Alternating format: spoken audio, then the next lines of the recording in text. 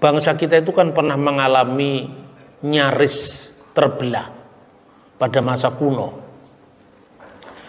Karena kasus-kasus di mana pilihan pribadi seseorang, apalagi kalau itu seorang public figure, seorang raja yang berkaitan dengan agama, itu sesuatu yang sangat sensitif. Pada abad ke-8 ada seorang tokoh yang pindah agama dari agama Hindu ke agama Buddha, namanya Rakai Panangkaran. Karena rajanya berpindah agama, kemudian rakyatnya tentu menjadikan sang raja itu panutan. Maka akibatnya penyelenggaraan negara menjadi agak pincang. Karena yang beragama Hindu seolah-olah dinomorduakan. Karena rajanya memilih agama Buddha. Dan mungkin perpindahan agama itu dijadikan tema sentral. Karena itu maka terjadi nyaris perpecahan. Sampai kemudian yaitu yang namanya Rakai Pikatan, seorang Hindu menikah dengan putrinya Rakai Panangkaran yang beragama Buddha tadi. Akhirnya situasi hubungan antara Hindu dan Buddha itu kembali berjalan normal. Nama dari putrinya tadi adalah Pramudiawardhani.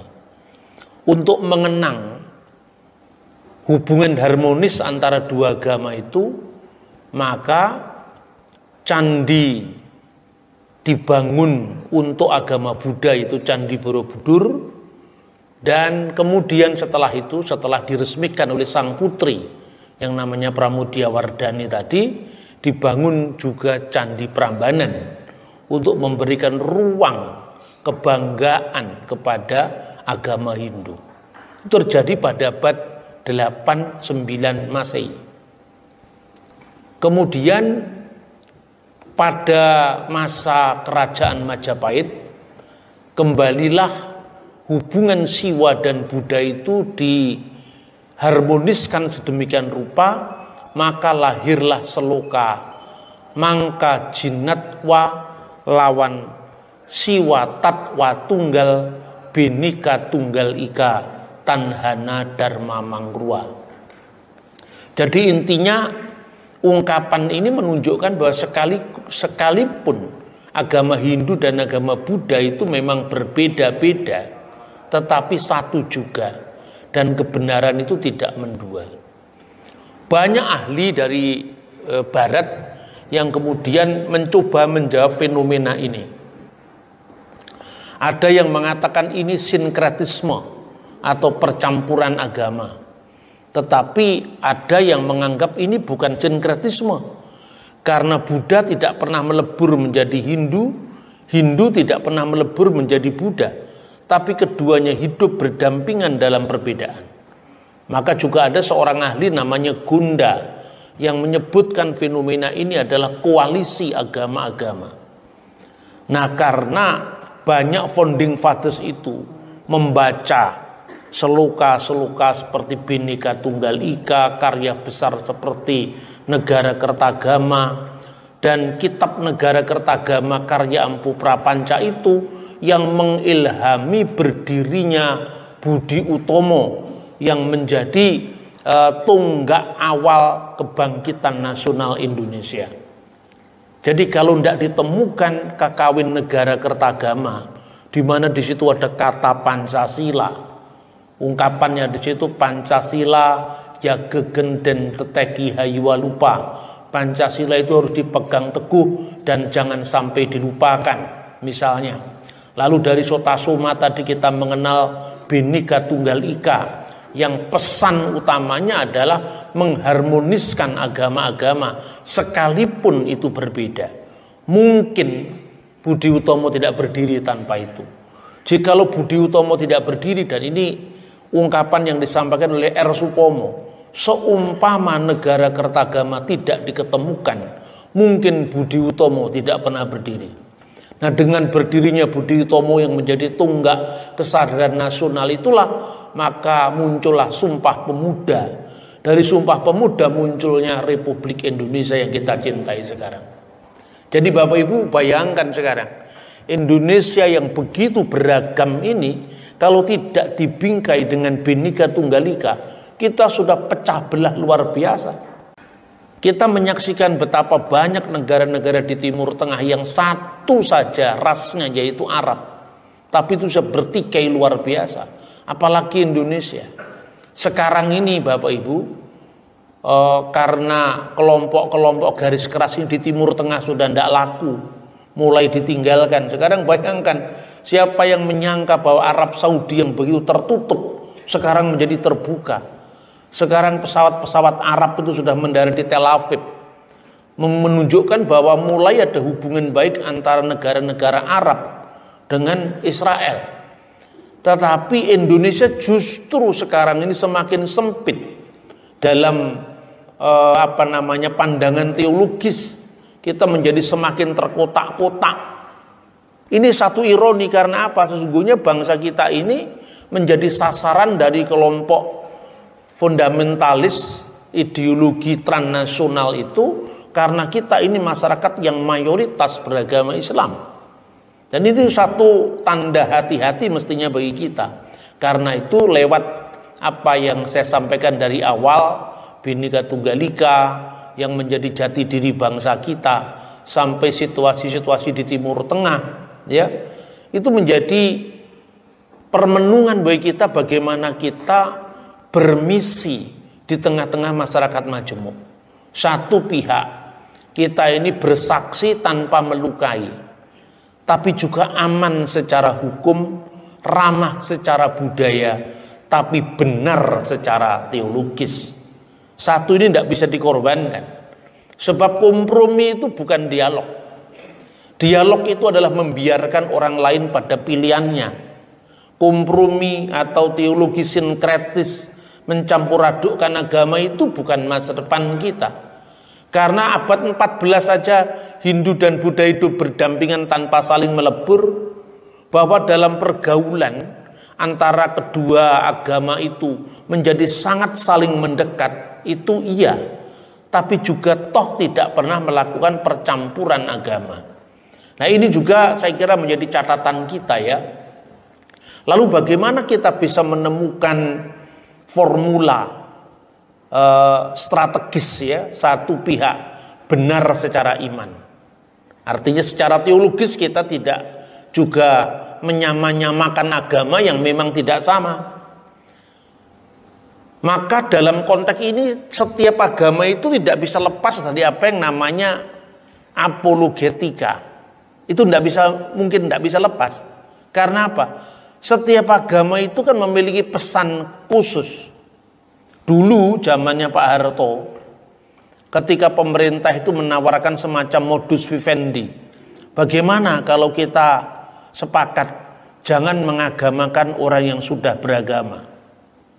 Pak Simatupang, Jenderal TB Simatupang, seorang tentara tapi sekaligus, ya, selain intelektualitasnya luar biasa, seorang intelektualis dari tentara, tetapi dia juga seorang pelayan Tuhan, bahkan aktivis, menjadi salah satu pengurus dari Dewan Gereja sedunia saat itu. Dia mengutip ungkapan Rasul Paulus, celakalah saya kalau saya tidak memberitakan Injil. Dan berita semacam ini bukan orang Kristen mau menang sendiri.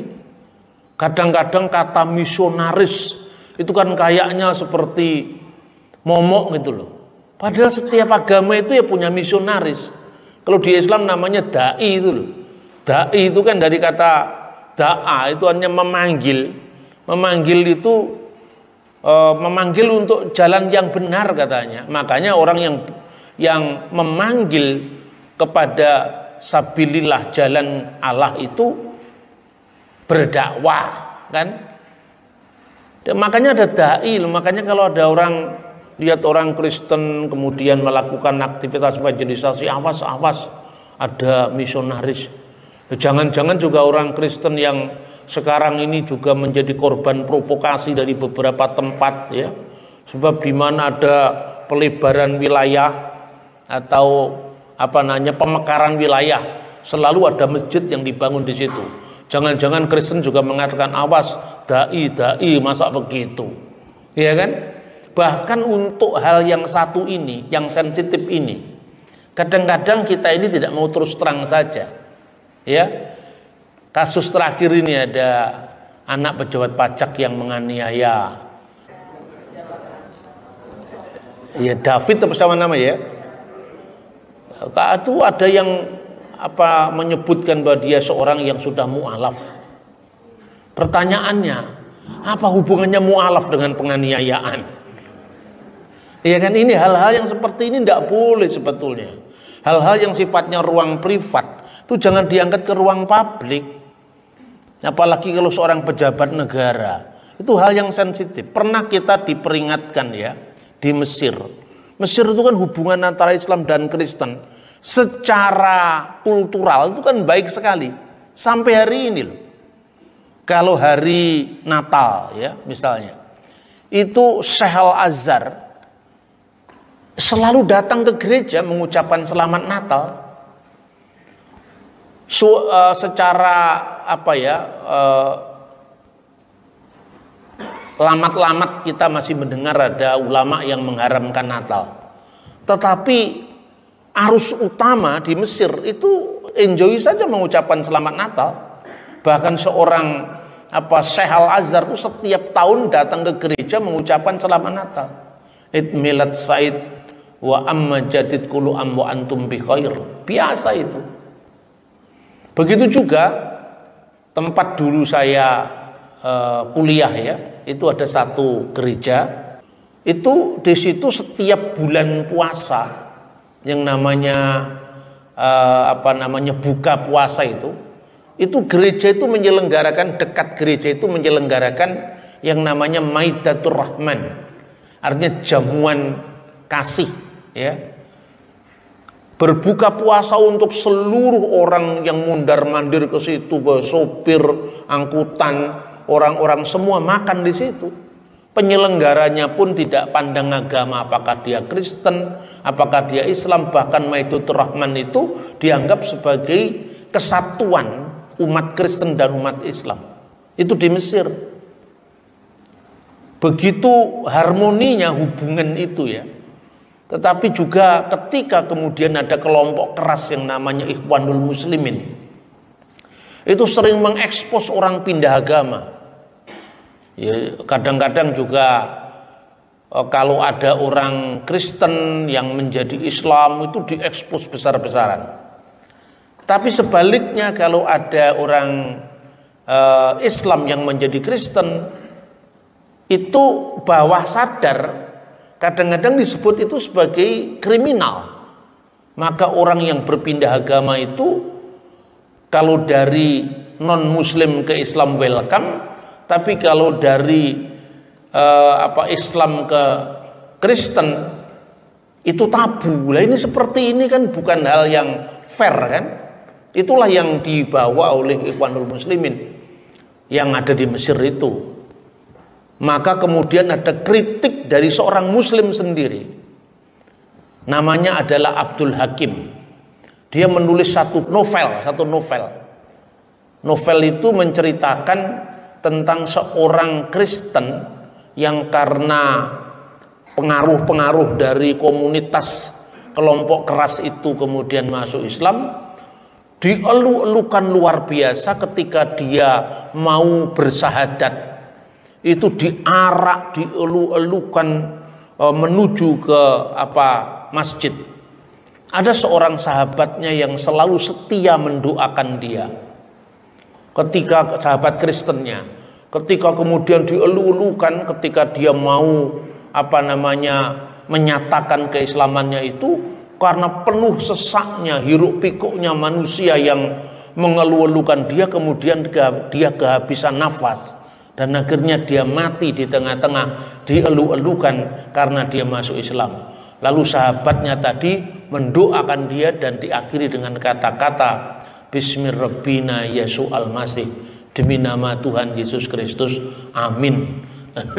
Lalu dia membuat tanda salib, Bismillah walibni warahil kudus al ilahu waqid amin. Itu yang nulis seorang muslim. Artinya apa? Dia memberikan peringatan bahwa kenapa orang pindah agama harus diekspos sevulgar ini. Apakah kamu tidak menenggang rasa ketika misalnya kasus seperti ini terjadi pada saudaramu Kristen, pada saudaramu non-muslim? Apakah kamu juga tidak sakit hati? Apakah kamu juga tidak merasa terusik? Lah, dalam konteks tenggang rasa seperti inilah seharusnya kita bersaksi tanpa melukai.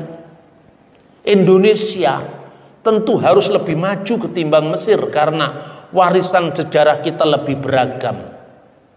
Pengalaman kemajemukan kita itu tidak hanya pada tingkat elit, tetapi tingkat rakyat. Saking karena rakyat tidak bisa memahami detailnya pemahaman teologis masing-masing agama, cenderung ke sinkretis.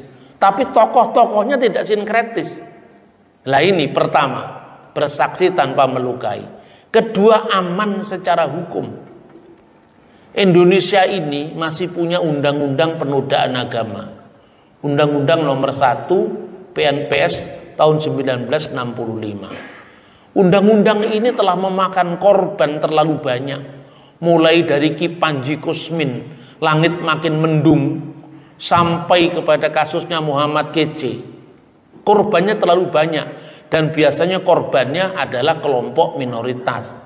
Sekalipun pemerintah bersama DPR sekarang sudah setuju dengan undang-undang hukum pidana yang baru, tetapi ini masih kira-kira berlaku 3 tahun lagi, ya kan? Artinya 3 tahun ini masih berlaku kan?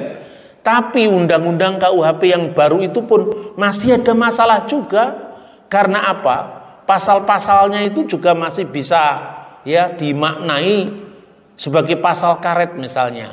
Barang siapa mempengaruhi orang lain, kalau nggak salah seperti itu, untuk berpindah agama, itu malah masuk di pasal ini. Yang di undang-undang sebelumnya tidak ada. Nah, mungkin ini pembahasannya di forum lain. Tetapi yang saya inginkan bahwa ketika orang Kristen membaca kitab suci bahwa pemerintah itu wakil Allah untuk kebaikanmu, berarti undang-undang yang masih berlaku yang ditetapkan oleh pemerintah bersama DPR harus kita taati. Kita tidak bisa melanggar kecuali mungkin kita memberikan kepada para pejabat publik itu suara kenabian kita, menyuarakan ketidakadilan minoritas, hegemoni mayoritas terhadap minoritas, itu harus kita suarakan. Kemudian juga pemerintah harus tetap memberi ruang pada pihak yang berbeda. Jangan kasus-kasus penodaan agama itu putusannya lebih karena tekanan publik. Nah, tapi inilah situasi kita. Ketiga, ramah secara budaya. Ramah secara budaya itu berarti kalau menyampaikan itu bisa dengan ramah, kenapa kita harus marah? Kan begitu kan? Yesus sendiri tidak pernah memaksa.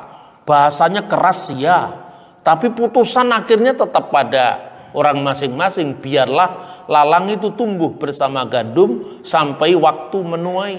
Yang disebut waktu menuai kan waktu zaman akhir ila yaumil kiamah kalau bahasa Arabnya itu.